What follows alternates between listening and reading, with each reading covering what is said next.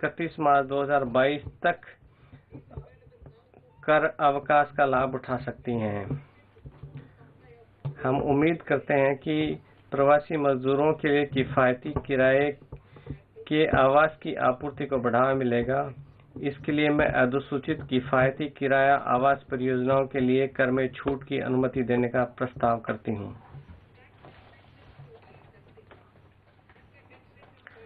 जैसा कि मैंने इस भाषण के भाग क में उल्लेख किया, सरकार अंतर्राष्ट्रीय वित्त सेवा केंद्र को IGFT के एक वैश्विक वित्तीय हब बनाने के लिए प्रतिबद्ध है।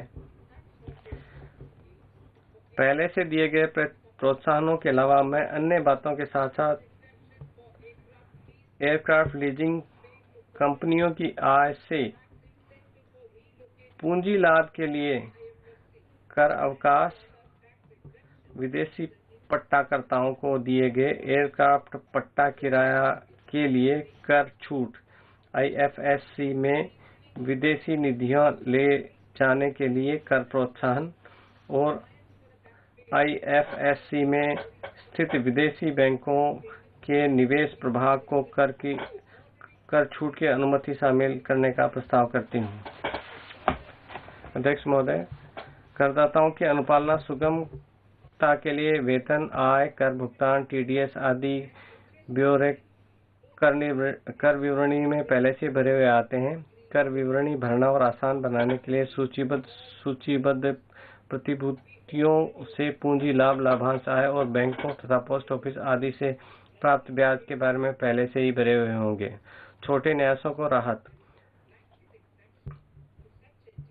छोटे स्कूल और अस्पतालों को चलाने के लिए लघु सेवार्थ न्यासों पर अनुपालन बोझ कम करने की उम्मीद करते हैं। अभी तक ऐसी संस्थानों को छूट मिली हुई थी जिनकी वार्षिक प्राप्ति 1 करोड़ रुपए से अधिक नहीं हो। अब मैं इस राशि को बढ़ाकर 5 करोड़ करने का प्रस्ताव करती हूँ। श्रमिक कल्याण। हमने पाया है कि कुछ नियोक्ता भविष्य निधि, अधिवर्षता निधि इत्यादि के तहत कर्मचारी अंशदान की कटौती कर लेते हैं, परंतु उन अंशदानों को निर्धारित समय के भीतर जमा नहीं करते हैं। इससे कर्मचारियों को ब्याज का आय की हानि होती है। ऐसे मामलों में जहां नियोक्तावाद में वित्तीय रूप से अक्षम हो जाता है, वहां अंशदान जमा न करने के कारण कर्मचारियों को स्थायी नुकसान हो जाता है। यह सुनिश्चित करने के लिए कि कर्मचारियों का अंशदान समय पर जमा हो, मैं फिर से कहती हूं कि नियोक्ता द्वारा कर्मचारी अंशदान को विलंब से जमा किए जाने की नियोक्ता की कटौती के रूप में कभी भी अनुमति नहीं दी जाएगी।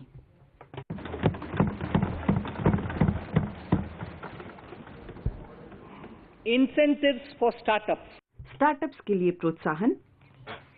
देश में स्टार्टअप्स को प्रोत्साहित करने के लिए मैं स्टार्टअप्स के लिए कर अवकाश का दावा करने की पात्रता और 1 वर्ष अर्थात 31 मार्च 2022 तक बढ़ाने का प्रस्ताव करती हूं। इसके अलावा स्टार्टअप्स में फंडिंग प्रोत्साहित करने के लिए मैं स्टार्टअप्स में निवेश करने के लिए पूंजी लाभ छूट को और 1 वर्ष अर्थात 31 मार्च 2022 तक बढ़ाने का प्रस्ताव करती हूं।